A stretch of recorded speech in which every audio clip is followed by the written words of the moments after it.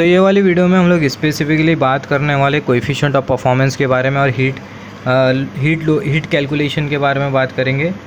तो दो चीज़ के बारे में बात करना है, हीट लोड कैलकुलेशन के बारे में और कोएफिशिएंट ऑफ परफॉर्मेंस के बारे में।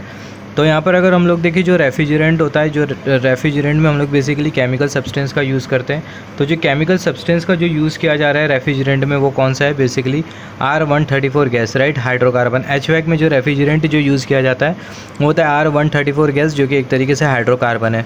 जो रेफ्रिजरेंट है वो क्या कर सकता है? अपने स्टेट को चेंज कर सकता है। जैसे कि रेफ्रिजरेंट लिक्विड से गैस, गैस में लिक्विड में, गैस से लिक्विड में कन्वर्ट हो सकता है। और ये जो स्टेट चेंज है बहुत इंपॉर्टेंट है रेफ्रिजरेशन साइकिल में।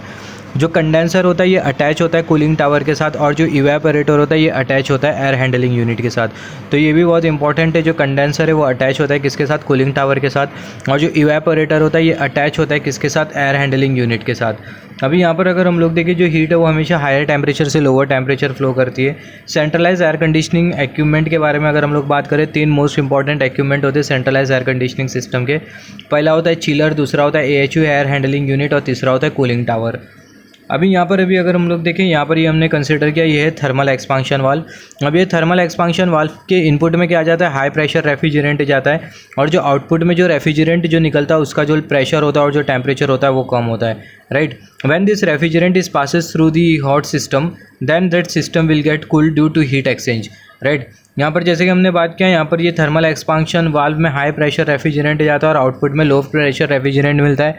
और ये जो लो प्रेशर जो रेफ्रिजरेंट है, जब ये इवेपोरेटर में जाता है तो इसका प्रेशर और जो टेम्परेचर है वो बहुत कम हो जाता है, राइट। और जब वो, जिसके वजह से होता है क्या, इवेपोरेटर कॉइल ठंडी हो जाती है, और वो ठंडी इवेपोरेटर कॉइल के कांटेक्ट में हम लोग एयर को ब्लास्ट करते हैं, और जब वो एयर उसके इवेपोरेटर कॉइल के कांटेक्ट में आती है तो ठंडी हो जाती है, और वो ठंडी हवा को हम लोग आगे सर्कुलेट कर देते हैं, राइट। तो यहाँ पर ये लिखा है, when this refrigerant is passes through the hot system, then that system will get cooled due to heat exchange.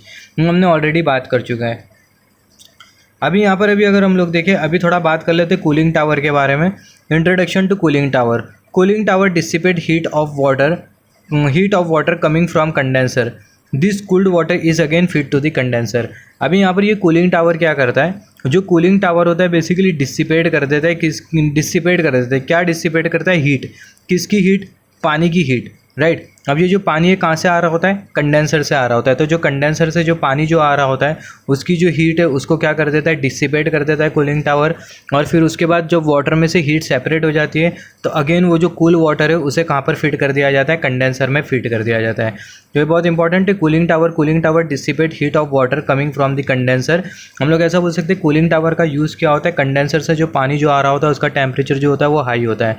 अब जो कूलिंग टावर होता है वो क्या करता है? जो कंडेंसर का जो पानी जो आ रहा होता है उसमें से हीट को निकाल देता है, और ऐसे केस में वो पानी को ठंडा कर देता है, और अगेन वो जो पानी होता है उसको फीडबैक कर दिया जाता है कहाँ पर? कंडेंसर में। अभी जो कूलिंग टावर होता है 3 तरीके का होता है। इंड्यूस्ड ड्रॉट होता है, फोर्स्ड ड्रॉट होता है, और नेचुरल ड्रॉट होता है, राइट। इंड्यूस्ड ड्रॉट में हम लोग बेसिकली हम लोग बोल सकते हैं इंड्यूस्ड ड्रॉट होता है, और ये जो फोर्स्ड ड्रॉट होता है और नेचुरल ड्रॉट होता है। तो 3 तरीके का कूलिंग टावर होता है, मोस्ट इंपॉर्टेंट है। अभी यहाँ पर अगर हम लोग देखें, यहाँ पर ये कुछ HVAC के कैलकुलेशन है। जैसे कि 1 टन अगर हम लोग देखें, ये कितने के बराबर में होता है? 1200 ब्रिटिश थर्मल यूनिट के बराबर में होता है। 1 ton is equal to 12,000 British thermal unit. It is 12,000 British thermal unit. यहाँ पर अगर हम लोग देखें, अगर लोगों की अगर डेंसिटी ज़्यादा है, हाई डेंसिटी ऑफ पीपल, तो ऐसे केस में जो 1 टन होगा वो किसके बराबर में होता है? 150 स्क्वायर फीट के। सिमिलरली मीडियम क्राउडेड जगह है तो ऐसे केस में जो 1 टन होगा वो इक्वलाइज करेंगे 200 स्क्वायर फीट के। सिमिलरली अगर एरिया अगर लेस क्राउडेड है तो ऐसे केस में जो 1 टन होगा वो किसके बराबर में होगा? 250 स्क्वायर फीट के। तो ये कुछ कैलकुलेशन है, राइट, जो कि इंपॉर्टेंट होते हैं HVAC की डिज़ाइनिंग के लिए। CFM का फुल फॉर्म होता है क्यूबिक पर सेंटीमीटर, क्यूबिक फीट पर मिनट, राइट। CFM का फुल फॉर्म होता है क्यूबिक